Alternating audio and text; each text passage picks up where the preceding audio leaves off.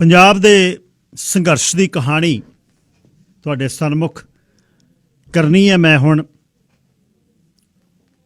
ਪਹਿਲੇ ਦਿਨੋਂ ਸ਼ੰਭੂ ਬਾਰਡਰ ਤੇ ਆਪਣੇ ਸਾਥੀਆਂ ਦੇ ਨਾਲ, ਦੀਪ ਸਿੱਧੂ ਤੇ ਹੋਰਨਾਂ ਦੇ ਨਾਲ, ਸਰਦਾਰ ਅਜੇਪਾਲ ਸਿੰਘ ਬਰਾੜ ਨੇ ਮੋਰਚਾ ਆਪਣਾ ਮੱਲਿਆ ਹੋਇਆ।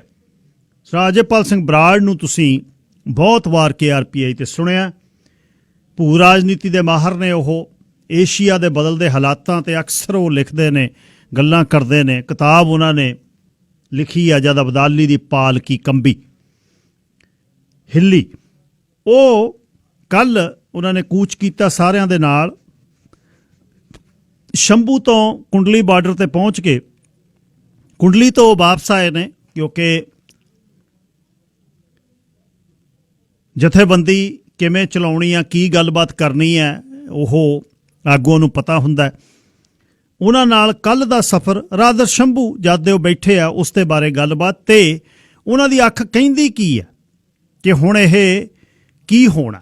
ਗੱਲਬਾਤ ਕਰਨਗੇ ਸਰਦਾਰ ਅਜੇਪਾਲ ਸਿੰਘ ਬਰਾੜ। ਬਰਾੜ ਸਾਹਿਬ, ਸਵਾਗਤ ਜੀ। ਵਾਹਿਗੁਰੂ ਜੀ ਕਾ ਖਾਲਸਾ, ਵਾਹਿਗੁਰੂ ਜੀ ਕੀ ਫਤਿਹ। ਵਾਹਿਗੁਰੂ ਜੀ ਕਾ ਖਾਲਸਾ, ਵਾਹਿਗੁਰੂ ਜੀ ਕੀ ਫਤਿਹ ਜੀ। ਬਰਾੜ ਸਾਹਿਬ, ਪਹਿਲੇ ਦਿਨ ਤੋਂ ਸ਼ੰਭੂ ਤੁਸੀਂ ਬਾਰਡਰ ਤੇ ਬੈਠੇ ਹੋ, ਉਸ ਮੋਰਚੇ ਤੇ। ਇਹ ਜਿਹੜੀ ਇਸ ਫੇਜ਼ ਦੇ ਵਿੱਚ ਜਿੱਥੇ ਤੁਸੀਂ ਹੁਣ ਹੋ, ਅਸੀਂ ਵੇਖ ਰਹੇ ਹਾਂ ਬਾਹਰ ਬੈਠੇ ਪ੍ਰਦੇਸੀ ਖਾਲਸਾ ਨਿਗਾਹ ਰੱਖ ਰਿਹਾ, ਇਸ ਫੇਜ਼ ਦੇ ਲਈ ਤੁਸੀਂ ਤਿਆਰ ਸੋ ਸੇ ਇਸ ਫੇਜ਼ ਨੂੰ ਤੁਸੀਂ ਕਿਵੇਂ ਲੈਂਦੇ ਹੋ? ਕੱਲ੍ਹ ਦਾ ਜਿਹੜਾ ਕੂਚ ਜਿਵੇਂ ਉਹਨਾਂ ਨੇ ਬੰਦ ਕੀਤਾ ਸੀ, ਬੰਦ ਕਰਨ ਤੋਂ ਬਾਅਦ ਫਿਰ ਖੋਲ੍ਹਿਆ ਜਿਵੇਂ, ਉਹਦੇ ਤੇ ਹੈਰਾਨੀ ਵੀ ਹੁੰਦੀ ਆ, ਜਿਵੇਂ ਉਹ ਸਿੰਬੋਲਿਕ ਸੀ, ਸੰਕੇਤਕ ਸੀ, ਜਾਂ ਰੋਹ ਦੇ ਸਾਹਮਣੇ ਉਹਨਾਂ ਨੂੰ ਪਤਾ ਲੱਗ ਗਿਆ ਵੀ ਨਹੀਂ, ਇਹ ਗੱਲ ਮੁੜਨੀ ਨਹੀਂ ਹੈ। ਪਹਿਲੇ ਦਿਨ ਤੋਂ ਸ਼ੰਭੂ ਦਾ ਤੇ ਉਸ ਤੋਂ ਬਾਅਦ ਕੱਲ੍ਹ ਦਾ ਤੇ ਅੱਜ ਤੱਕ ਦੀ ਜਿਹੜੀ ਪਹਿਲਾ ਰੂਪਮਾਨ ਕਰਿਓ ਲੋਕ ਸੁਣਨ ਵਾਲਿਆਂ। ਗਿੱਲ ਸਾਹਿਬ, ਆਪਾਂ ਜਿਹੜਾ ਸ਼ੰਭੂ ਤੇ ਜਿਹੜਾ ਮੋਰਚਾ ਲਾਇਆ, ਉਹ ਥੋੜਾ ਜਿਹਾ ਤੁਹਾਨੂੰ ਜਿਵੇਂ ਪਹਿਲਾਂ ਵੀ ਦੱਸਿਆ ਕਿ ਕਿਸਾਨ ਜਥੇਬੰਦੀਆਂ ਨਾਲੋਂ ਥੋੜਾ ਜਿਹਾ ਹੱਟ, ਉਹਨਾਂ ਦਾ ਸਹਾਈ ਮੋਰਚਾ ਤਾਂ ਹੈ। ਉਹਨਾਂ ਦੇ ਇਸ ਸੰਘਰਸ਼ ਦੀ ਅਸੀਂ ਇੱਕ ਤਰ੍ਹਾਂ ਕੰਪਲੀਮੈਂਟਰੀ ਤਾਂ ਹੈ, ਪਰ ਨਾਲ ਹੀ ਅਸੀਂ ਇਹ ਗੱਲ ਕਰਦੇ ਹਾਂ ਕਿ ਵੀ ਮਸਲਿਆਂ ਦਾ ਹੱਲ ਕੱਲਾ MSP ਮਿਲੇ ਤੇ ਇਹ ਕਾਨੂੰਨ ਰੱਦ ਹੋਏ ਨਹੀਂ ਮਿਲਦਾ। ਕਿਉਂਕਿ MSP ਜਦੋਂ ਸੀ ਉਦੋਂ ਵੀ ਖੁਦਕਸ਼ੀਆਂ ਸੀਗੀਆਂ, ਪੰਜਾਬ ਦੀ ਹਾਲਤ ਬੁਰੀ ਹੋ ਰਹੀ ਸੀ, ਸਾਡੀ ਇਕੋਲੋਜੀ ਡੈਮੇਜ ਹੋ ਰਹੀ ਸੀ। ਤੇ ਸਾਡਾ ਇਹ ਕਹਿਣਾ ਹੈ ਕਿ ਵੀ ਜਿੰਨੀ ਦੇਰ ਪੰਜਾਬ ਨੂੰ ਖੁਦ ਮੁਖਤਾਰੀ ਨਹੀਂ ਮਿਲਦੀ, ਆਪਦੇ ਫੈਸਲੇ ਲੈਣ ਦਾ ਹੱਕ ਨਹੀਂ ਮਿਲਦਾ, ਉਨੀ ਦੇਰ ਤੱਕ ਪੰਜਾਬ ਦਾ ਹੱਲ ਨਹੀਂ ਗਾ। ਪਰ ਸ਼ਾਰਟ ਟਰਮ ਦੇ ਵਿੱਚ ਆਪਾਂ ਇਹ ਕਿਸਾਨ ਜਥੇਬੰਦੀਆਂ ਤੇ ਇੱਕ ਤਰ੍ਹਾਂ ਕੁੰਡਾ ਵੀ ਰੱਖਿਆ ਹੋਇਆ ਤੇ ਨਾਲ ਇਹਨਾਂ ਦੀ ਸਪੋਰਟ 'ਚ ਵੀ ਖੜੇ ਆ। ਸੋ ਇਹ ਜਿਹੜਾ 26-27 ਵਾਲੀ ਜਿਹੜੀ ਕਾਲ ਸੀ, ਇਹ ਕਿਸਾਨ ਜਥੇਬੰਦੀਆਂ ਦੀ ਕਾਲ ਸੀ, ਤੇ ਆਪਾਂ ਇਹਨਾਂ ਨੂੰ ਸ਼ੰਭੂ ਮੋਰਚੇ ਤੋਂ ਇੱਕ ਤਾਂ ਲੌਜਿਸਟਿਕ ਸਪੋਰਟ ਦੇਣੀ ਸੀ ਕਿ ਵੀ ਕੋਈ ਲੰਗਰ, ਪਾਣੀ, ਮੈਡੀਸਨ, ਜੋ ਵੀ ਸਹਾਇਤਾ ਆਪਾਂ ਕਰ ਸਕਦੇ ਸੀ ਉਹ ਕਰਨੀ ਸੀ, ਤੇ ਜਿੰਨਾ ਕਿ ਜੱਥਾ ਆਪਾਂ ਭੇਜ ਸਕਦੇ ਸੀ ਆਪਾਂ ਨਾਲ ਭੇਜਣਾ ਸੀ ਜੀ। ਅੱਛਾ ਬਰਾੜ ਸਾਹਿਬ, ਇੱਕ ਸਵਾਲ ਇਹਦੇ ਨਾਲ ਹੀ ਬਾਹਰ ਵਾਲੇ ਕਰਦੇ ਨੇ ਬਈ ਜੇ ਕਿਸਾਨਾਂ ਦੇ ਨਾਲ ਆਪਣਾ ਮੋਰਚਾ ਨਹੀਂ ਸੀ, ਫਿਰ ਮੋਰਚਾ ਜਿਹੜਾ ਹੈ ਕਿਸਾਨਾਂ ਤੋਂ ਅੱਗੇ ਪਿੱਛੇ ਜਾਂ ਪਹਿਲਾਂ ਕਿਉਂ ਨਹੀਂ ਲਾਇਆ, ਫਿਰ ਉਹਨਾਂ ਦੇ ਨਾਲ ਹੀ ਕਿਉਂ ਲਾਇਆ? ਨਹੀਂ ਜੀ, ਕਿਸਾਨੀ ਦਾ ਮੁੱਦਾ ਉੱਠਿਆ ਹੈ ਤੇ ਜਦੋਂ ਕਿਸਾਨੀ ਦਾ ਮੁੱਦਾ ਉੱਠਿਆ ਤਾਂ ਇਹ ਵਖਰੇਵਾਂ ਇੱਕ ਦਿਨ 30 ਤਰੀਕ ਨੂੰ ਜਿੱਦਣ ਮੀਟਿੰਗ ਹੋਈ ਆ, 25 ਸਤੰਬਰ ਨੂੰ ਸ਼ੰਭੂ ਦੇ ਵਿੱਚ ਸਾਰੇ ਕਲਾਕਾਰ, ਕਿਸਾਨ ਜਥੇਬੰਦੀਆਂ, ਇਹ ਸਾਰੇ ਇਕੱਠੇ ਸੀਗੇ। ਕਿ ਉਦੋਂ ਵੀ ਕਿਸਾਨ ਜਥੇਬੰਦੀਆਂ ਨੇ ਹਲੇ ਇਹਨਾਂ ਦੇ ਨਾਲ ਸਾਥ ਨਹੀਂ ਦਿੱਤਾ ਸੀ ਕਲਾਕਾਰਾਂ ਦੇ।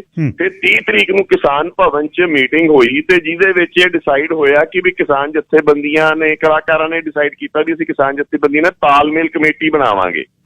ਤੇ ਫਿਰ ਇਹ ਗੱਲ ਹੋਈ ਕਿ ਵੀ ਸ਼ੰਭੂ ਵੀ ਮੋਰਚਾ ਲਾਉਣਾ ਹੈਗਾ, ਤੇ ਉਸ ਸਮੇਂ ਦੀਪ ਸਿੱਧੂ ਨੇ ਡਿਸੀਜਨ ਲਿਆ ਵੀ ਸ਼ੰਭੂ ਮੈਂ ਮੋਰਚਾ ਲਾਉਣਾ ਤੇ ਮਸਲਾ ਡੂੰਘਾ ਹੈਗਾ। ਉਸ ਸਮੇਂ ਤੱਕ ਕਲਾਕਾਰ ਇਹਨਾਂ ਦੇ ਨਾਲ ਸੀ ਤੇ ਅਸੀਂ ਉਦੋਂ ਸਪੋਰਟ ਦਿੱਤੀ ਇਹਨਾਂ ਨੂੰ ਕਿ ਵੀ ਅਸੀਂ ਤੁਹਾਡੇ ਨਾਲ ਆ ਜੇ ਤੁਸੀਂ ਇਹ ਮਸਲੇ ਨੂੰ MSP ਤੋਂ ਬਿਯੋਂਡ ਜਾ ਕੇ ਗੱਲ ਕਰੋਗੇ। ਇਹ ਸਾਡਾ ਸਟੈਂਡ ਹੈ ਸਾਰਿਆਂ ਦਾ, ਸਾਡੇ ਗਰੁੱਪ ਦਾ, ਕਿ ਵੀ ਅਸੀਂ ਤੁਹਾਨੂੰ ਸਪੋਰਟ ਦੇਵਾਂਗੇ ਜੇ ਪ੍ਰੋਵਾਈਡਡ ਤੁਸੀਂ ਪੰਜਾਬ ਦੀ ਖੁਦ ਮੁਖਤਾਰੀ ਦੀ ਗੱਲ ਕਰੋਗੇ।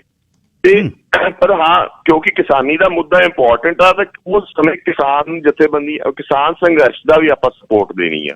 ਸੋ ਇਸ ਸਪੋਰਟ ਦੇ ਵਿੱਚ ਆਪਾਂ ਦੀਪ ਸਿੱਧੂ ਨਾਲ ਆਏ ਸੀਗੇ ਤੇ ਤਾਂ ਇਹ ਮੋਰਚਾ ਉੱਥੇ ਲੱਗਿਆ ਤੇ ਆਪਾਂ ਸਪੋਰਟ ਦੇ ਰਹੇ ਹਾਂ ਕਿ ਵੀ ਹਾਂ, ਜੇ ਇੱਥੇ ਖੁਦ ਮੁਖਤਾਰੀ ਦੀ ਗੱਲ ਹੋਊਗੀ ਤੇ ਹੋਰ ਇਸ ਤਰ੍ਹਾਂ ਦਾ ਮਤਲਬ ਪੰਜਾਬ ਦੀ ਆਟੋਨਮੀ ਦੀ ਗੱਲ ਹੋਊਗੀ ਤਾਂ ਸਾਡੀ ਸਪੋਰਟ ਰਹੂਗੀ ਉੱਥੇ।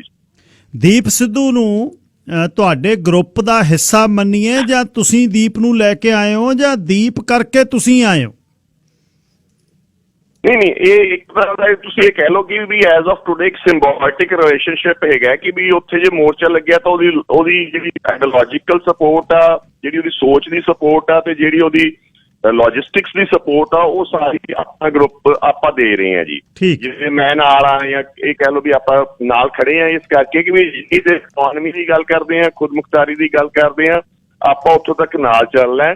ਹਾਂ, ਇਹ ਹੈ ਕਿ ਵੀ ਜਿੱਦਣ ਇਹ ਗੱਲ ਸ਼ੁਰੂ ਹੋਈ ਸੀ ਉਦੋਂ ਹਲੇ ਪੰਜਾਬ ਦੇ ਵਿੱਚ ਖੁਦ ਮੁਖਤਾਰੀ ਦੀ ਜਾਂ ਅਨੰਦਪੁਰ ਸਾਹਿਬ ਦੇ ਮਤੇ ਦੀ ਲੋਕੀ ਗੱਲ ਨਹੀਂ ਕਰਦੇ ਸੀ। ਅੱਜ ਇਹ ਗਲੀ ਗਲੀ ਦੇ ਵਿੱਚ ਇਸ ਮੋਰਚੇ ਦਾ ਇਹ ਐਡਵਾਂਟੇਜ ਹੋਇਆ ਕਿ ਇਹ ਇੱਕ ਜਨਰਲਾਈਜ਼ਡ ਗੱਲ ਹੋ ਗਈ ਹੈ ਤੇ ਹਰ ਜਗ੍ਹਾ ਇਹ ਮੁੱਦਾ ਹੋ ਗਿਆ। ਲੋਕਾਂ ਨੂੰ ਇਹ ਸਮਝ ਆ ਗਈ ਹੈ ਕਿ ਅਖੀਰ ਹੱਲ ਇੱਥੇ ਹੀ ਆ ਸਾਡਾ ਜਾ ਕੇ ਕਿ ਜੇ ਸਾਨੂੰ ਖੁਦ ਮੁਖਤਾਰੀ ਮਿਲਦੀ ਹੈ। ਬਰਾੜ ਸਾਹਿਬ, ਹੁਣ ਕੱਲ ਦਾ ਜਿਹੜਾ ਤੁਹਾਡਾ ਸਫ਼ਰ ਸੀ ਉਹਨੂੰ ਸਮਝਾਓ ਤੇ ਫਿਰ ਜਿਹੜੀ ਵਾਪਸੀ ਅੱਜ ਹੋਈ ਹੈ ਕਿੱਥੇ ਗੱਲ ਖੜੀ ਹੈ? ਦਿੱਲੀ ਕੀ ਕਹਿੰਦੀ ਹੈ, ਕਿਸਾਨ ਕੀ ਕਹਿੰਦੇ ਨੇ? ਇੱਕ ਸ਼ਹੀਦੀ ਵੀ ਹੋਈ ਹੈ ਮਾਨਸਾ ਦੇ ਨੇੜੇ ਦੇ ਇੱਕ ਕਿਸਾਨ ਦੀ, ਹੋਰ ਵੀ ਕੁਝ ਹੋ ਸਕਦਾ ਉੱਥੇ, ਉਹਨੂੰ ਸੁਣਨ ਵਾਲਿਆਂ ਨੂੰ ਦੱਸੋ ਜੀ। ਗਿੱਲ ਸਾਹਿਬ, ਜਿਹੜੀਆਂ ਇਹ 30 ਜਾਂ 31 ਜਥੇਬੰਦੀਆਂ ਹੈ ਕਿਸਾਨਾਂ ਦੀਆਂ, ਇਹ ਸਾਰੀਆਂ ਵੈਸੇ ਅੱਡ-ਅੱਡ ਜਥੇਬੰਦੀਆਂ, ਪਰ ਇਹਨਾਂ ਦੇ ਵਿੱਚ ਵੀ ਇੱਕ ਸੁਰਤਾ ਇੱਕ ਸਾਰਤਾ ਉਸ ਹਿਸਾਬ ਦੀ ਹੈ ਨੀ ਗੀ। ਪਰ ਫਿਰ ਵੀ ਇੱਕ ਟੀਚਾ ਇਹਨਾਂ ਦਾ ਸੀ ਕਿ ਆਪਾਂ ਦਿੱਲੀ ਚੱਲਣਾ ਹੈ। ਇਦੋਂ ਪਹਿਲਾਂ ਇਹਨਾਂ ਨੇ ਰੇਲਾਂ, ਪਹਿਲਾਂ ਇਹਨਾਂ ਨੇ ਮਾਲ ਗੱਡੀ ਖੋਲੀਆਂ, ਫਿਰ ਇਹਨਾਂ ਨੇ ਪੈਸੇਂਜਰ ਗੱਡੀ ਖੋਲੀਆਂ, ਪਰ ਉਹਦੇ ਵਿੱਚ ਵੀ ਜਿਹੜੀ ਇੱਕ ਜ਼ਿਆਦਾ ਤੱਕ ਲੈਫਟ ਦੀਆਂ ਜਥੇਬੰਦੀਆਂ, ਪਰ ਉਹਨਾਂ ਚੋਂ ਇੱਕ ਜਿਹੜੀ ਕੀਰਤੀ ਕਿਸਾਨ ਜਥੇਬੰਦੀ ਸੀਗੀ ਮਾਝੇ ਦੀ, ਉਹ ਲੈਫਟ ਦੀ ਜਥੇਬੰਦੀ ਨਹੀਂ, ਉਸ ਨਾਮ ਸਿੰਘ ਪੰਨੂ ਹਰਿਆ ਨੇ ਉਹ ਨਹੀਂ ਖੋਲੀਆਂ ਸੀ ਉਸ ਟਾਈਮ। ਉਹਨਾਂ ਨੇ ਕਿਹਾ ਸੀ ਵੀ ਆਈ ਅਸੀਂ ਤਾਂ ਰੇਲ ਟਰੈਕ ਤੇ ਬੈਠਾਂਗੇ। ਤੇ ਫਿਰ ਇਹ ਕਾਲ ਹੋਈ ਕਿ ਵੀ 26-27 ਨੂੰ ਦਿੱਲੀ ਚੱਲੋ ਜੀ। ਤਾਂ ਉਹਦੇ ਵਿੱਚ ਉਗਰਾਹਾ ਜਿਹੜੀ ਜਥੇਬੰਦੀ ਆ ਉਹ ਥੋੜੀ ਜਿਹੀ ਅੱਡ ਚੱਲਦੀ ਸੀ। ਉਹਨਾਂ ਨੇ ਆਪਦੀ ਜਿਹੜੀ ਲਾਮਬੰਦੀ ਆ ਉਹ ਖਨੌਰੀ ਤੇ ਡੱਬ ਵਾਲੀ 2 ਹਿੱਸਿਆਂ ਤੋਂ ਕੀਤੀ ਤੇ ਉਹਨਾਂ ਨੇ ਵੀ ਉੱਥੇ ਕਾਲ ਦਿੱਤੀ ਤੇ ਜਿਹੜੇ ਕੁਛ ਜਥੇਬੰਦੀਆਂ ਲਾਲੜੂ ਵਿੱਚ ਦੀ ਗਈਆਂ ਤੇ ਕਾਫੀ ਦੁਆਬੇ ਦੀਆਂ ਤੇ ਕੀਰਤੀ ਕਿਸਾਨ ਦੀਆਂ ਮਾਝੇ ਦੀਆਂ ਜਥੇਬੰਦੀਆਂ ਆਪਣੇ ਸ਼ੰਭੂ ਕੋਲ ਦੀ ਕ੍ਰਾਸ ਕਰਨੀਆਂ ਸੀਗੀਆਂ।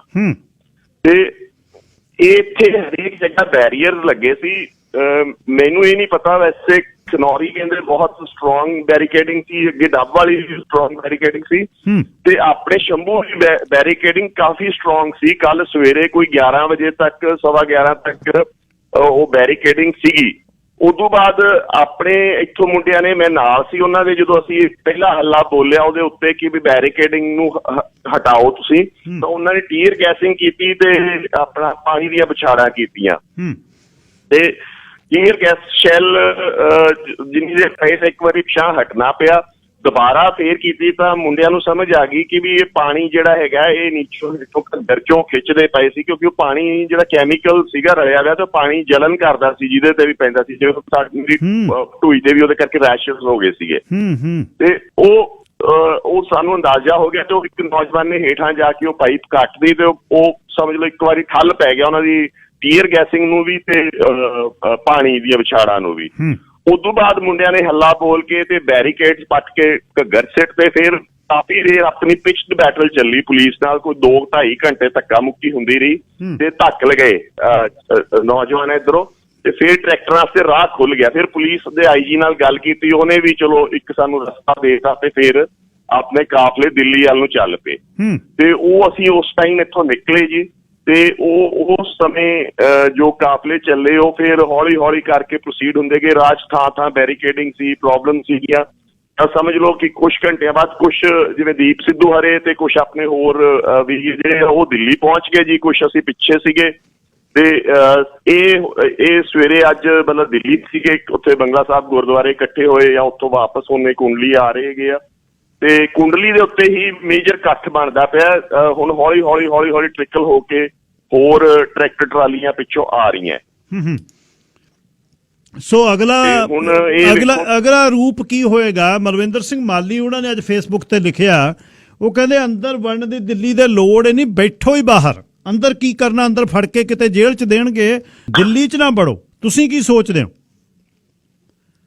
ਸਰ ਵੈਸੇ ਤਾਂ ਵੇਖੋ ਇਹ ਗਿੱਲ ਸਾਹਿਬ ਡਿਸੀਜਨ ਜਿਹੜਾ ਲੈਣਾ ਹੈ ਉਹ ਲੈਣਾ ਤਾਂ ਹੈਗਾ ਕਿਸਾਨ ਜਥੇਬੰਦੀਆਂ ਨੇ, ਪਰ ਜਿਵੇਂ ਕੱਲ ਤੁਸੀਂ ਵੇਖਿਆ ਉਗਰਾਹਾਂ ਵਾਲਿਆਂ ਦਾ ਮਤਲਬ ਪੰਜਾਬ ਦੇ ਵਿੱਚ ਹੁਣ ਇੱਕ ਐਸੀ ਸਿਚੁਏਸ਼ਨ ਆਈ ਵੀ ਹੈ ਜੇ ਧਿਆਨ ਨਾਲ ਵੇਖੀਏ ਤਾਂ ਵੀ ਕ੍ਰੈਡੀਬਿਲਿਟੀ ਜਿਹੜੀ ਆ ਲੀਡਰ ਦੀ ਉਹ ਜੇ ਸਵੇਰੇ ਹੁੰਦੀ ਆ ਤਾਂ ਸ਼ਾਮ ਤੱਕ ਉਹ ਖਤਮ ਵੀ ਹੋ ਸਕਦੀ ਹੈ ਜੇ ਉਹਨੇ ਇੱਕ ਡਿਸੀਜਨ ਵੀ ਗਲਤ ਲੈ ਲਿਆ। ਤੇ ਲੋਕ ਆਪ ਮੁਹਾਰੇ ਹੋਏ ਵੇ ਆ ਤੇ ਉਹਨਾਂ ਨੂੰ ਪਤਾ ਅਸੀਂ ਕੀ ਚਾਹੁੰਦੇ ਆ। ਕੱਲ ਸਵੇਰੇ ਉਗਰਾਹਾਂ ਦੀ ਜਥੇਬੰਦੀ ਨੇ ਸਵੇਰੇ ਕਹਿਤਾ ਸੀ ਵੀ ਅਸੀਂ ਦਿੱਲੀ ਨਹੀਂ ਜਾਵਾਂਗੇ ਤੇ ਨੌਜਵਾਨਾਂ ਨੇ ਉਹਦੀ ਸੁਣੀ ਨਹੀਂ ਤੇ ਉਹਨਾਂ ਨੇ ਉਹਦੇ ਝੰਡੇ ਉਤਾਰ ਕੇ ਸਿੱਟਣੇ ਸ਼ੁਰੂ ਕਰਤੇ। ਠੀਕ ਹੈ ਜੀ।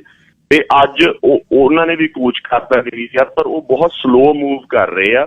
ਤੇ ਹੁਣ ਇਹ ਜਿਹੜਾ ਵੀ ਫੈਸਲਾ ਲੈਣਾ ਹੈ, ਜਦੋਂ ਜਿੰਨੀ ਦੇਰ ਸਾਰੇ ਇਕੱਠੇ ਨਹੀਂ ਹੁੰਦੇ ਉੱਥੇ ਫੈਸਲਾ ਹੋਣਾ ਬਹੁਤ ਮੁਸ਼ਕਿਲ ਆ ਜੀ। ਇਸ ਟਾਈਮ ਆਲਮੋਸਟ ਜਿਹੜੀ ਲੀਡਰਸ਼ਿਪ ਹੈਗੀ ਆ ਇਹ ਸਾਰੀ ਇਹ ਰਿਡੰਡੈਂਟ ਜੀ ਹੋਈ ਵੀ ਹੈ। ਇਹ ਸਮਝ ਨਹੀਂ ਆ ਰਹੀ ਕਿ ਕੀ ਕਰਨਾ ਹੈ ਉਹਨਾਂ ਨੇ। ਲੀਡਰਸ਼ਿਪ ਲੋਕਲ ਯੂਥ ਦੇ ਹੱਕ 'ਚ ਹੀ ਹੈਗੀ ਹੈ। ਜੇ ਆਪਾਂ ਕਹੀਏ ਕਿ ਕੋਈ ਇੱਕ ਬੰਦਾ ਕੋਈ ਫੈਸਲਾ ਲੈ ਲੂ ਜਾਂ ਦੋ ਲੈ ਲੈਣਗੇ ਤੇ ਕਿਸੇ ਪਾਸੇ ਤੁਰ ਪੂ ਨਹੀਂ ਹੋਊਗਾ। ਪਰ ਇਹ ਗਿੱਲ ਸਾਹਿਬ ਮੇਰੇ ਹਿਸਾਬ ਨਾਲ ਵੈਸੇ ਸਾਰੇ ਕਹਿ ਰਹੇ ਉੱਥੇ ਬੈਠਣਾ ਚਾਹੀਦਾ, ਪਰ ਇਹ ਇੰਨਾ ਆਸਾਨ ਨਹੀਂ ਗਾ ਕਿ ਵੀ ਉੱਥੇ ਸੜਕਾਂ ਤੇ ਸੌਖਾ ਨਹੀਂ ਬਹਿਣਾ, ਕਿਉਂਕਿ ਇਹਦੀਆਂ ਲੌਜਿਸਟਿਕ ਪ੍ਰੋਬਲਮਸ ਬਹੁਤ ਆ ਰਹੀਆਂ।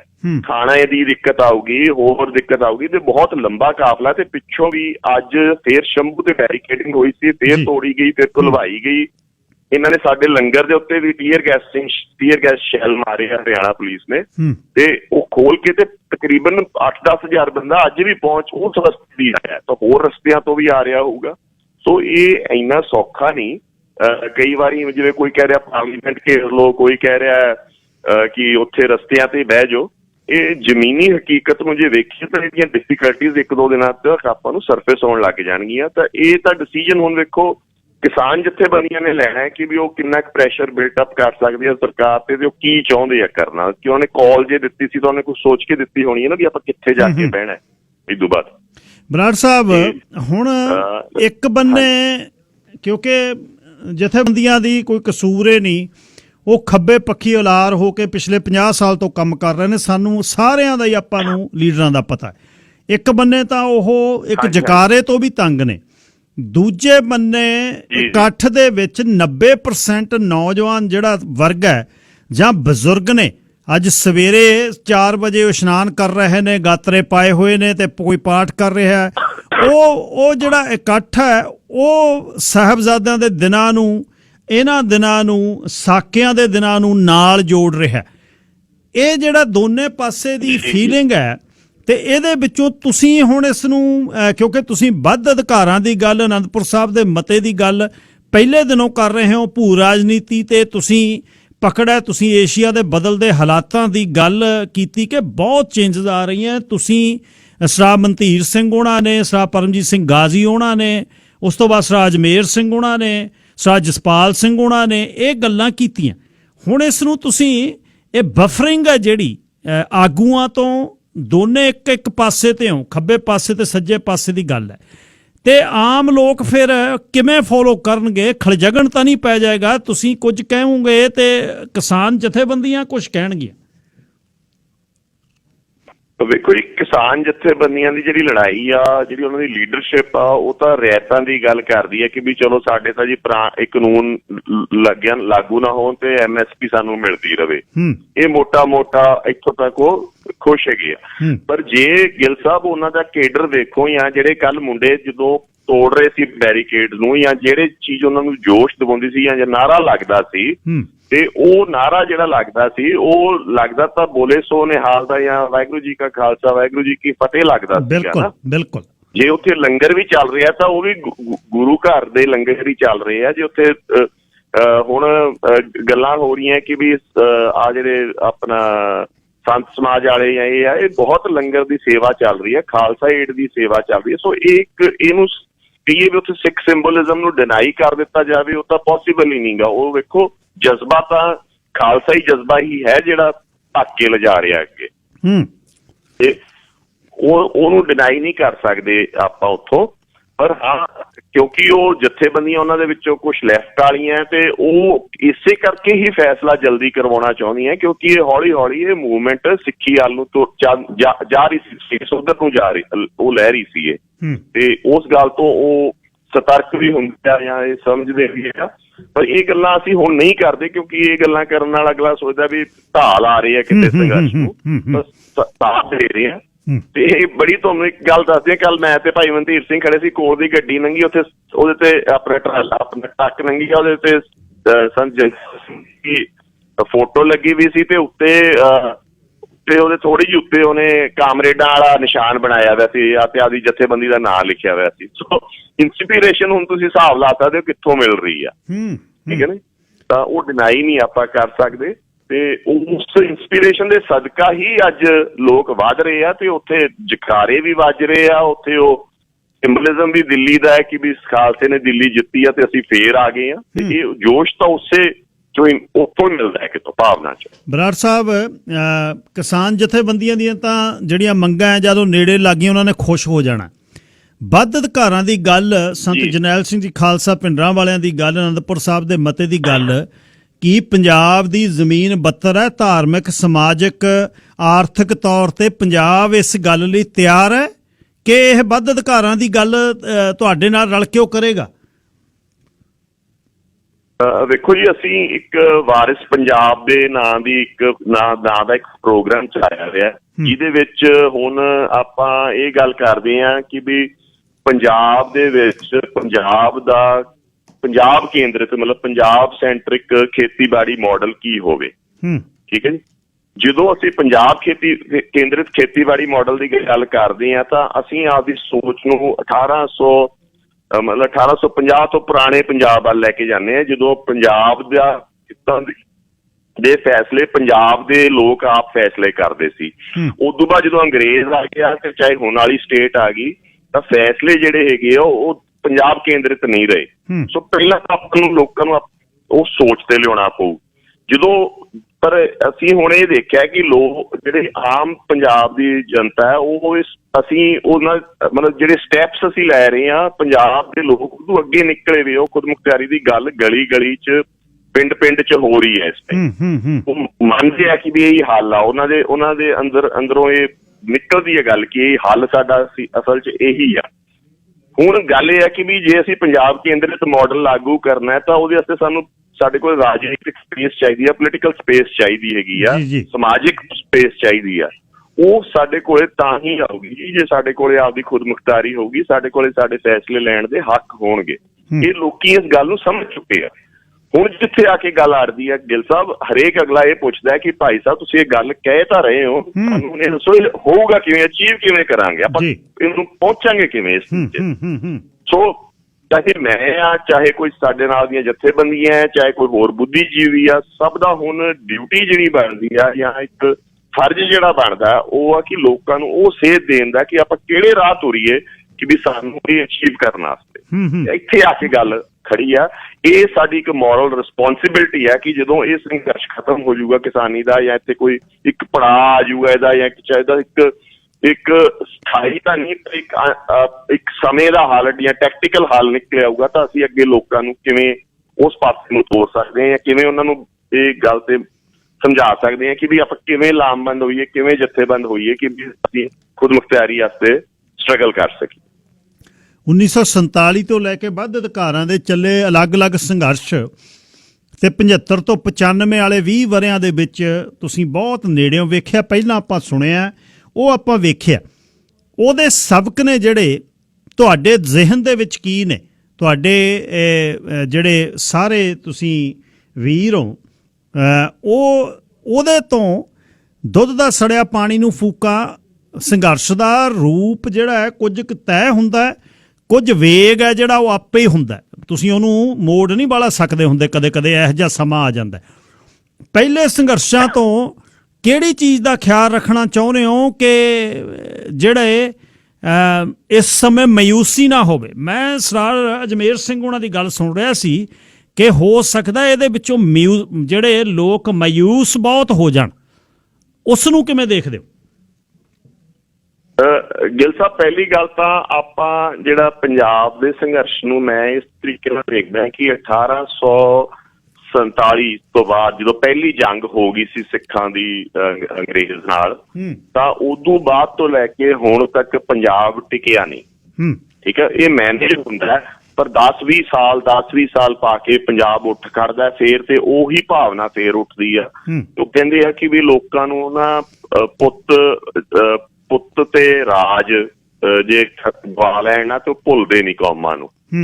ਠੀਕ ਹੈ ਜੀ। ਤੇ ਉਹ ਸਿੱਖਾਂ ਨੂੰ ਜਾਂ ਕਹਿ ਲਓ ਪੰਜਾਬੀਆਂ ਨੂੰ ਉਹ ਸਮਾਂ ਵਾਰੀ ਇਹਨਾਂ ਦੇ ਆਉਂਦਾ ਤੇ ਵਾਰੀ ਲਹਿਰਾਂ ਉੱਠਦੀਆਂ। ਉਹ ਰੰਗ ਰੂਪ ਅੱਡ ਮੈਨੀਫੈਸਟ ਹੋਰ ਤਰ੍ਹਾਂ ਹੋ ਸਕਦੀਆਂ, ਪਰ ਉਹ ਆਉਂਦੀਆਂ ਜ਼ਰੂਰ ਆ ਜੀ। ਤਾਂ ਇਹ ਇੱਕ ਲੰਬਾ ਸੰਘਰਸ਼, ਤੁਸੀਂ ਇਹਨੂੰ ਕੰਟੀਨਿਊਸ ਚ ਵੇਖੋਗੇ। ਫਿਰ ਹੁਣ ਜੇ ਆਪਾਂ ਪਿਛਲਾ ਸੰਘਰਸ਼ ਵੀ ਵੇਖੀਏ ਤਾਂ ਉਹਨੂੰ ਮਾਯੂਸੀ ਨਾਲ ਨਹੀਂ ਆਪਾਂ ਨੂੰ ਦੇਖਣਾ ਚਾਹੀਦਾ। ਉਹ ਕੋਈ ਮਾੜਾ ਦੌਰ ਨਹੀਂ ਸੀ, ਉਹਦੇ ਵਿੱਚ ਲੋਕਾਂ ਨੇ ਕੁਰਬਾਨੀਆਂ ਦਿੱਤੀਆਂ ਤੇ ਉਹਦੇ ਵਿੱਚ ਉਹਨੇ ਕੌਮ ਨੂੰ ਦੁਬਾਰਾ ਇੱਕ ਵਾਰੀ ਜਿੰਦਾ ਕਰਤਾ, ਤੇ ਉੱਥੋਂ ਹੀ ਆਪਾਂ ਇੰਸਪੀਰੇਸ਼ਨ ਡਰਾ ਕਰਦੇ ਹਾਂ।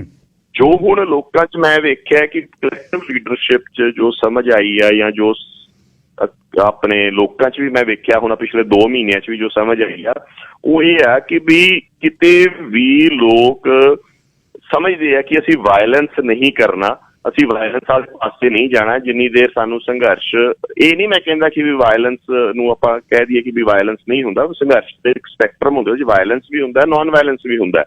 ਇਹ ਲੀਡਰ ਨੇ ਜਾਂ ਕੌਮਾਂ ਨੇ ਵੇਖਣਾ ਹੁੰਦਾ ਮੌਕੇ ਤੇ ਕਿ ਵੀ ਉਹਦਾ ਸਹੀ ਟੂਲ ਕੀ ਹੈ ਜਾਂ ਸਹੀ ਹਥਿਆਰ ਕੀ ਹੈ, ਕਿ ਵਾਇਲੈਂਸ ਦੇ ਰਾਹ ਕਿ ਨੋਨ ਵਾਇਲੈਂਸ ਦੇ ਹਿੰਸਾ ਦੇ ਰਾਹ ਨਾਲ ਮਿਲ ਜਾਂਦਾ। ਦੋਨੇ ਚੀਜ਼ਾਂ ਮਾੜੀਆਂ ਜਾਂ ਚੰਗੀਆਂ ਨਹੀਂ ਕਹਿ ਸਕਦੇ। ਇੱਕੋ ਮਤਲਬ ਜਿਵੇਂ ਇੱਕ ਦਰਿਆ ਉਹਦੇ ਸ਼ਰੇ ਆ, ਕਈ ਉਹ ਸ਼ਰੇ ਜਾਂ ਵਹਿਣ ਆ ਜਿਹੜੇ ਉਹ ਅੱਡ ਤਰ੍ਹਾਂ ਦੇ ਹੋ ਸਕਦੇ। ਪਰ ਅੱਜ ਦੇ ਦੌਰ ਦੇ ਵਿੱਚ ਲੋਕਾਂ ਨੂੰ ਇਹ ਸਮਝਦਾ ਵੀ ਸਟੇਟ ਦਾ ਮੁਕਾਬਲਾ ਅਸੀਂ ਜੇ ਕਰਨਾ ਹੈ ਜਾਂ ਆਪਦੇ ਹੱਕ ਲੈਣੇ ਆ ਸਟੇਟ ਤੋਂ, ਤਾਂ ਅਸੀਂ ਕਿਸੇ ਤਰੀਕੇ ਦੀ ਹੁੱਲੜਬਾਜ਼ੀ ਇਨਡਿਸਪਲਿਨ 'ਚ ਨਹੀਂ ਪੈਣਾ। ਸਾਨੂੰ ਸਿਦਕ ਵੀ ਚਾਹੀਦਾ ਹੈ, ਜਿਵੇਂ ਅਸੀਂ ਕਹਿੰਦੇ ਹਾਂ, ਤੇ ਉੱਥੇ ਤਿਆਗ ਵੀ ਚਾਹੀਦਾ ਹੈ, ਤੇ ਸਭ ਤੋਂ ਵੱਡੀ ਗੱਲ ਅਸੀਂ ਅਨੁਸ਼ਾਸਨ 'ਚ ਵੀ ਰਹਿਣਾ। ਇਹ ਲਰਨਿੰਗ ਪਿਛਲੇ ਇਹ ਕੌਮ ਨੇ ਇੰਟਰਨਲਾਈਜ਼ ਕਰ ਲਈ ਆ, ਕਲੈਕਟਿਵ ਕੌਨਸ਼ੀਅਸਨੈਸ 'ਚ ਹੈਗੀ ਆ ਕਮਿਊਨਿਟੀ ਦੇ। ਇਹ ਚੀਜ਼ਾਂ ਨਜ਼ਰ ਆਉਂਦੀਆਂ ਆਪਾਂ ਨੂੰ। ਕੱਲ ਵੀ ਇੰਨੀ ਹਾਈਪਰ ਇਨਵਾਇਰਮੈਂਟ ਦੇ ਵਿੱਚ ਵੀ ਤੁਸੀਂ ਵੇਖੋ 2 ਮਹੀਨੇ ਹੋ ਗਏ ਕਿਸੇ ਬੰਦੇ ਨੇ ਵੱਟਾ ਤੱਕ ਨਹੀਂ ਚਲਾਇਆ ਕਿਸੇ ਤੇ। ਇਹ ਡਿਸਿਪਲਿਨ ਜਾਂ ਇਹ ਕਹਿ ਲਓ ਇਹ ਕਲੈਕਟਿਵ ਲਰਨਿੰਗ ਆ ਕੌਮ ਦੀ ਪਿਛਲੇ 20-25 ਸਾਲਾਂ ਦੀ। ਬਰਾੜ ਸਾਹਿਬ, ਆਖਰ ਦੇ ਵਿੱਚ ਇਹ ਦੱਸਿਓ ਮੈਨੂੰ ਕਿ ਰਾਜਨੀਤਿਕ ਸਮੀਕਰਨ ਕੀ ਦੇਖ ਰਹੇ ਹੋ? ਅੱਜ ਤੇ ਬੈਠਾ ਅਮਰਿੰਦਰ ਤੁਹਾਡੇ ਸੰਘਰਸ਼ ਦੇ ਹੱਕ ਦੀ ਗੱਲ ਕਰਦਾ ਹੈ, ਐਨਫੋਰਸਮੈਂਟ ਡਾਇਰੈਕਟੋਰੇਟ ਵਾਲੇ ਬਾਂਹ ਮੋੜਦੇ ਆ, ਕੌਮ ਤੋਂ ਪਰਾਂ ਹੁੰਦਾ ਪੰਜਾਬ ਤੋਂ ਤਾਂ 22 ਵਾਲੀਆਂ ਇਲੈਕਸ਼ਨਾਂ ਦਾ ਰੌਲਾ ਪੈ ਰਿਹਾ। ਆਮ ਆਦਮੀ ਪਾਰਟੀ ਕੇਜਰੀਵਾਲ ਤੇ ਲੋਕ ਨਜ਼ਲਾ ਝਾੜ ਰਹੇ ਨੇ ਕਿ ਉਹ ਦਿੱਲੀ ਸਾਨੂੰ ਵੜਦੇ ਕਰ ਸਕਦਾ ਸੀ। ਮੋਦੀ ਦੇ ਜਿਹੜੇ ਹਿੰਡ ਨੂੰ ਲੋਕ ਜਾਣਦੇ ਨੇ। ਅਖੀਰ 'ਚ ਇਸ ਨੂੰ ਇਹ ਦੱਸਿਓ, ਖੈਰ ਸੰਘਰਸ਼ ਦਾ ਰਾਜਨੀਤਿਕ ਸਮੀਕਰਨ ਤਾਂ ਖੈਰ ਹੁੰਦਾ ਨਹੀਂ ਕੋਈ, ਪਰ ਵਕਤੀ ਤੌਰ ਤੇ ਇਸ ਨੂੰ ਰਾਜਨੀਤੀ ਦੇ ਪਿੜ ਦੇ ਵਿੱਚੋਂ ਕਿਵੇਂ ਦੇਖਦੇ ਹੋ? ਰਾਜਨੀਤੀ ਜੀ ਇਸ ਟਾਈਮ ਬੀਜੇਪੀ ਤਾਂ ਸਟੇਟ ਦੇ ਵਿੱਚ ਪੰਜਾਬ ਦੇ ਵਿੱਚ ਮਾਰਜਨਲਾਈਜ਼ਡ ਆ ਮੌਕੇ ਦੇ ਤੌਰ ਤੇ, ਅੱਜ ਦੇ ਤੌਰ ਤੇ, ਹਨਾ। ਤੇ ਇਸੇ ਤਰ੍ਹਾਂ ਆਮ ਆਦਮੀ ਪਾਰਟੀ, ਜਾਂ ਇਹ ਕਹਿ ਸਕਦਾ ਆਪਾਂ ਇਹ ਕਹਿ ਸਕਦੇ ਹਾਂ ਮੋਟੇ ਤੌਰ ਤੇ ਕਿ ਬੀਜੇਪੀ ਬਿਲਕੁਲ ਹੀ ਮਾਰਜਨਲਾਈਜ਼ਡ ਆ, ਤੇ ਬਾਕੀ ਦੀ ਜਿਹੜੀ ਪੋਲੀਟੀਕਲ ਲੀਡਰਸ਼ਿਪ ਆ ਪੰਜਾਬ ਦੀ ਉਹ ਸਾਰੀ ਹੀ ਡਿਸਕ੍ਰੈਡਿਟਡ ਆ। ਥੋੜਾ ਬਹੁਤ ਕਾਂਗਰਸ ਨੇ ਆਪਦੇ ਡਿੱਗਦੇ ਵਕਾਰ ਨੂੰ ਬਚਾ ਲਿਆ, ਉਹ ਵੀ ਬਹੁਤ ਤੇਜ਼ੀ ਨਾਲ ਡਿੱਗ ਰਿਹਾ ਸੀ। ਤਾਂ ਟੋਟਲ ਜਿਹੜੀ ਸਾਡੀ ਆਪਣੇ ਪੰਜਾਬ ਦੀ ਪੋਲੀਟੀਕਲ ਲੀਡਰਸ਼ਿਪ ਆ ਉਹਦੇ ਤੇ ਲੋਕੀ ਨਾ ਖੁਸ਼ ਆ, ਉਹ ਡਿਸਕ੍ਰੈਡਿਟਡ ਆ। ਤੇ ਗਿੱਲ ਸਾਹਿਬ, ਮੈਂ ਇਹ ਸਮਝਦਾ ਵੀ ਅਗਲਾ ਸਾਲ ਜਿਹੜਾ ਆਉਣਾ ਹੈ ਨਾ, ਇਹਦੇ ਵਿੱਚ ਨਵੀਂ ਲੀਡਰਸ਼ਿਪਸ ਵੀ ਉੱਭਰਨਗੀਆਂ ਤੇ ਨਵੀਆਂ ਲੀਡਰਸ਼ਿਪਸ ਡਿਸਕ੍ਰੈਡਿਟ ਵੀ ਬਹੁਤ ਹੋਣਗੀਆਂ, ਕਿਉਂਕਿ ਲੋਕਾਂ ਨੇ ਜਿਹੜਾ ਬੈਂਚਮਾਰਕ ਬਣਾ ਲਿਆ ਜਾਂ ਲੋਕ ਜਿੱਥੇ ਤੋਲਦੇ ਆ ਲੀਡਰ ਨੂੰ ਹੈ, ਉਹ ਬਹੁਤ ਉਹਨਾਂ ਨੂੰ ਸਭ ਸਮਝ ਆ ਜਾਏ। ਜਿਵੇਂ ਕੱਲ ਮੈਂ ਗੱਲ ਕੀਤੀ, ਕੱਲ ਸਵੇਰ ਜਦੋਂ ਦਿਨ ਚੜਿਆ ਸੀ ਤਾਂ ਉਗਰਾਹਾਂ ਦੀ ਜਥੇਬੰਦੀ 'ਚ ਜੋਗਿੰਦਰ ਸਿੰਘ ਉਗਰਾਹਾਂ ਬਿਲਕੁਲ ਉਹਦਾ ਸੂਰਜ ਚਮਕ ਰਿਹਾ ਸੀ, ਤੇ ਸ਼ਾਮ ਹੁੰਦੇ ਲੋਕੀ ਉਹਨੂੰ ਤੇਜ ਸਿੰਘ ਤੇ ਡੋਗਰਿਆਂ ਨਾਲ ਕੰਪੇਅਰ ਕਰਨ ਲੱਗ ਗਏ। ਠੀਕ ਹੈ ਜੀ। ਸੋ ਇਹ ਬਹੁਤ ਤੇਜ਼ ਮੂਵਮੈਂਟ ਹੈਗੀ ਹੈ ਇੱਥੇ, ਤੇ ਵਾਹਿਗੁਰੂ ਸਮੱਤ ਬਖਸ਼ੇ ਜਿਹੜਾ ਵੀ ਬੰਦਾ ਕੋਈ ਅੱਗੇ ਆ ਉਹਨੂੰ ਬਹੁਤ ਹੀ ਧਿਆਨ ਨਾਲ ਲੋਕਾਂ ਦੀਆਂ ਭਾਵਨਾਵਾਂ ਨੂੰ ਧਿਆਨ 'ਚ ਰੱਖ ਕੇ ਤੁਰਨਾ ਪਊਗਾ। ਤੇ ਪ੍ਰੈਜ਼ੈਂਟਲੀ ਬੀਜੇਪੀ ਬਹੁਤ ਬੁਰੀ ਤਰ੍ਹਾਂ ਮਾਰਜਨਲਾਈਜ਼ਡ ਆ ਪੰਜਾਬ 'ਚ। ਉਹ ਚਾਹੇ ਦਬਕੇ ਦੇ ਰਹੇ ਆ ਕਿ ਅਸੀਂ 117 ਸੀਟਾਂ ਲੜਾਂਗੇ, ਦਲਿਤ ਨਾਲ ਸਮੀਕਰਨ ਕਰ ਲਾਂਗੇ, ਇਹ ਸਭ ਹਵਾਈ ਗੱਲ ਹੈ, ਇਹ ਗਰਾਊਂਡ ਦੇ ਉੱਤੇ ਨਹੀਂ ਹੋਣ ਵਾਲੀਆਂ। ਤੇ ਕਾਂਗਰਸ ਨੇ ਥੋੜਾ ਜਿਹਾ ਆਧਾਰ ਆਪਦਾ ਬਚਾ ਲਿਆ। ਅਕਾਲੀ ਤੇ ਆਮ ਆਦਮੀ ਪਾਰਟੀ ਤੇ ਇਸ ਟਾਈਮ ਚੁੱਪੀ ਆ, ਹਾਲੇ ਕੁਛ ਨਹੀਂ ਕਹਿ ਸਕਦੇ। ਉਹ ਥੋੜਾ ਬਹੁਤ ਅਕਾਲੀ ਵੜਦੇ ਹੋ ਗਏ ਆ ਪਿੰਡਾਂ 'ਚ, ਬਟ ਡਿਫਿਕਲਟ ਸਿਚੁਏਸ਼ਨ 'ਚ ਆ ਉਹ ਵੀ। ਅਖੀਰ ਦੇ ਵਿੱਚ ਦੀਪ ਸਿੱਧੂ ਦੇ ਬਾਰੇ, ਕਿਉਂਕਿ ਆਪਣੀ 2 ਮਹੀਨੇ ਪਿੱਛੇ ਗੱਲ ਨਹੀਂ ਹੋ ਸਕੀ, ਕਵਰੇਜ ਨਹੀਂ ਸੀ ਮਿਲਦੀ ਤੁਹਾਡੀ ਮੈਨੂੰ, ਦੀਪ ਸਿੱਧੂ ਦੇ ਬਾਰੇ ਲੋਕ ਮੁੜ ਕੇ ਸੋਚਦੇ ਨੇ ਵੀ ਇਹਨੂੰ ਖੜੇ ਪੈਰ ਬਹੁਤ ਤਿਉ ਜਾਗਿਆ। ਦੀਪ ਸਿੱਧੂ ਦੇ ਬਾਰੇ, ਕਿਉਂਕਿ ਤੁਹਾਡੇ ਨਾਲ ਰਹਿੰਦਾ ਤੇ ਉਸ ਨੂੰ ਜ਼ੋਰੇ ਦੇ ਵਿੱਚ ਫਿਲਮ ਦੇ ਵਿੱਚ ਉਹਦਾ ਅੰਤਰੀਬ ਲੋਕਾਂ ਨੇ ਪੜ੍ਹ ਲਿਆ। ਉਹ ਚਾਹੁੰਦਾ ਕੀ ਆ? ਉਹ ਨਵੀਂ ਚੀਜ਼ ਨਹੀਂ ਹੈ। ਇਸ ਤਰ੍ਹਾਂ ਨਹੀਂ ਹੁੰਦਾ ਵੀ ਬੰਦਾ ਰਜਾਈ ਪਰਾਂ ਮਾਰੇ ਤੇ ਉੱਠ ਕੇ ਕਹੇ ਮੈਂ ਕੌਮ ਦਾ ਪਿਆਰ ਹੈ। ਦੀਪ ਸਿੱਧੂ ਦੇ ਵਿੱਚ ਰੜਕ ਉਹਦੀਆਂ ਫਿਲਮਾਂ 'ਚ ਵੀ ਦਿਖਦੀ ਸੀ। ਵਕੀਲ ਆ, ਇੰਗਲੈਂਡ ਦਾ ਪੜ੍ਹਿਆ ਹੋਇਆ, ਮੁਕਤਸਰ ਸਾਹਿਬ ਦੇ ਏਰੀਏ ਦਾ ਮੁੰਡਾ। ਉਹਦੇ ਬਾਰੇ ਅਖੀਰ 'ਚ ਦੱਸੋ ਬਈ ਉਹਨੂੰ ਤੁਸੀਂ ਕਿਵੇਂ ਲੈਂਦੇ ਹੋ? ਉਹਦਾ ਕੱਦ ਕਿੱਡਾ ਕਾ, ਉਹ ਕੀ ਕਰੇਗਾ? ਦੇਖੋ ਜੀ, ਗਿੱਲ ਸਾਹਿਬ ਐਜ਼ ਆਫ ਟੂਡੇ ਤਾਂ ਉਹ ਖੁਦ ਮੁਖਤਾਰੀ ਦੀ ਗੱਲ ਕਰ ਰਿਹਾ ਹੈ, ਪੰਜਾਬ ਦੀ ਆਟੋਨਮੀ ਦੀ ਗੱਲ ਕਰ ਰਿਹਾ ਹੈ ਨਾ, ਤੇ ਆਪਾਂ ਲੋਕ ਨਾਲ ਆ ਉਹਦੇ ਤੁਰੇ ਦੇ ਆ, ਇਸ ਕਰਕੇ ਕਿ ਵੀ ਜੋ ਆਪਣਾ ਆਬਜੈਕਟਿਵ ਆ ਤੇ ਜੋ ਉਹਦੀ ਪ੍ਰਾਪਤੀ ਆ ਹੁਣ ਤੱਕ, ਮੈਂ ਇਹ ਕਹਿ ਸਕਦਾ ਕਿ ਜਿਹੜੀਆਂ ਗੱਲਾਂ ਅਸੀਂ ਐਬਸਟਰੈਕਟ ਫਾਰਮ ਦੇ ਵਿੱਚ, ਬਹੁਤ ਹੀ ਥਿਓਰੈਟੀਕਲ ਫਾਰਮ 'ਚ ਬੁੱਧੀਜੀਵੀ ਕਰ ਰਹੇ ਸੀ, ਚਾਹੇ ਕੋਈ ਵੀ ਬੰਦਾ ਕਰ ਰਿਹਾ ਸੀ ਹਨਾ, ਸਮਝਾਉਣ ਦੀ ਕੋਸ਼ਿਸ਼ ਕਰ ਰਹੇ ਸੀ, ਉਹਨੇ ਬਹੁਤ ਹੀ ਸਿੰਪਲ ਤਰੀਕੇ ਨਾਲ ਲੋਕਾਂ ਦੇ ਪਿੰਡ ਗਲੀ ਕਸਬੇ 'ਚ ਲੋਕਾਂ ਦੇ ਮਨ 'ਚ ਪਾਤਾ ਹੈ ਕਿ ਵੀ ਇਹ ਹੋਂਦ ਦਾ ਮਸਲਾ ਹੈ ਤੇ ਤੁਹਾਡੀ ਬਚਾਅ ਤੁਹਾਡਾ ਤਾਂ ਹੈ ਜੇ ਤੁਸੀਂ ਆਪਦੀ ਖੁਦ ਮੁਖਤਾਰੀ ਲਓ, ਤੁਸੀਂ ਆਪਦੇ ਫੈਸਲੇ ਆਪ ਕਰ ਸਕੋ। ਤਾਂ ਇਹ ਸੈਂਸਿਟਾਈਜ਼ ਕਰ ਦੇਣਾ, ਲੋਕਾਂ ਨੂੰ ਇਸ ਤੱਕ ਲੈ ਆਉਣਾ, ਇਹ ਬਹੁਤ ਵੱਡੀ ਪ੍ਰਾਪਤੀ, ਕਿਉਂਕਿ ਕਾਮਨ ਆਦਮੀ ਨੂੰ ਇਹ ਗੱਲ ਸਮਝਾ ਦੇਣੀ। ਅਸੀਂ ਤੁਹਾਨੂੰ ਪਤਾ ਹੀ ਆ ਪਿਛਲੇ 5 ਸਾਲਾਂ ਚੋਂ 4 ਤੋਂ ਜਾਂ 3 ਤੋਂ ਅੱਡ ਸੈਮੀਨਾਰਸ ਕਰ ਰਹੇ ਹਾਂ, ਸਮਝਾਉਣ ਦੀ ਕੋਸ਼ਿਸ਼ ਕਰ ਰਹੇ ਹਾਂ। ਠੀਕ ਆ, ਕੈਨੇਡਾ 'ਚ ਜਾਂ ਆਸਟ੍ਰੇਲੀਆ 'ਚ ਜਾਂ ਅਮਰੀਕਾ 'ਚ ਬੈਠੇ ਲੋਕ ਸਮਝ ਵੀ ਜਾਂਦੇ ਆ, ਕਿਉਂਕਿ ਤੁਸੀਂ ਉਹ ਚੀਜ਼ਾਂ ਇੱਥੇ ਮਹਿਸੂਸ ਕੀਤੀਆਂ, ਤੁਹਾਡੀਆਂ ਸਰਕਾਰਾਂ ਤੁਹਾਨੂੰ ਦਿੰਦੀਆਂ ਆਜ਼ਾਦੀ, ਤਾਂ ਤੁਸੀਂ ਤਾਂ ਗੱਲ ਨੂੰ ਸਾਡੀ ਨੂੰ ਜਲਦੀ ਗ੍ਰੈਸਪ ਕਰ ਸਕਦੇ ਸੀ। ਪਰ ਪੰਜਾਬ ਦੇ ਵਿੱਚ ਇਹਦਾ ਬੂਟਾ ਲਾਉਣਾ ਐਡਾ ਸੌਖਾ ਨਹੀਂ ਸੀ ਤੇ ਕੁਛ ਲੋਕਾਂ ਨੂੰ ਸਮਝ ਆਉਂਦੀ ਸੀ ਜਿਹੜੀ ਪ੍ਰਾਪਤੀ ਸ਼ੰਭੂ ਮੋਰਚੇ ਰਾਹੀਂ, ਦੀਪ ਸਿੱਧੂ ਰਾਹੀਂ ਜਾਂ ਸ਼ੰਭੂ ਮੋਰਚੇ ਦੇ ਰਾਹੀਂ ਆਪਾਂ ਕਰ ਲਈ ਆ, ਤੇ ਉਹਦੇ ਅੰਦਰ ਭਾਵਨਾ ਹੈ, ਸਾਰਾ ਕੁਛ ਹੈ। ਪਰ ਅਖੀਰ 'ਚ ਮੈਂ ਇਹ ਕਹਿਣਾ ਹੁੰਦਾ ਕਿ ਵੀ ਜਿਹੜੀ ਸਾਨੂੰ ਜਥੇਬੰਦਕ ਹੋਣ ਦਾ ਜਾਂ ਲਾਮਬੰਦ ਹੋਣ ਦਾ ਜਿਹੜਾ ਰਾਹ ਹੈਗਾ, ਉਹ ਪੰਥਕ ਰਵਾਇਤ ਵਿੱਚੋਂ ਸਿੱਖਣਾ ਪਊਗਾ। ਉਹ ਇਹ ਹੈ ਕਿ ਵੀ ਪੰਥਕ ਰਵਾਇਤ 'ਚ ਆਪਾਂ ਜਦੋਂ ਵੀ ਜਿੱਤ ਪ੍ਰਾਪਤ ਕੀਤੀ, ਚਾਹੇ ਉਹ ਮਿਸਲ ਕਾਲ ਸੀ ਜੀ, ਤੇ ਚਾਹੇ ਆਪਣਾ ਗੁਰਦੁਆਰਾ ਰਿਫਾਰਮ ਮੂਵਮੈਂਟ ਸੀ, ਗੁਰਦੁਆਰਾ ਸੁਧਾਰ ਲਹਿਰ ਵੇਲੇ, ਤਾਂ ਪਿੰਡ 'ਚ ਕਸਬੇ 'ਚ ਇਲਾਕਿਆਂ 'ਚ ਇੱਕ ਡੀਸੈਂਟਰਲਾਈਜ਼ਡ ਜੱਥੇ ਹੋ ਗਏ ਸੀ, ਖੁਦ ਮੁਖਤਾਰ ਜੱਥੇ ਆਪ ਹੀ ਉੱਠ ਖੜੇ ਸੀ, ਜਿਹੜੇ ਇੱਕ ਟੀਚੇ ਵੱਲ ਤੁਰ ਪਏ ਸੀਗੇ।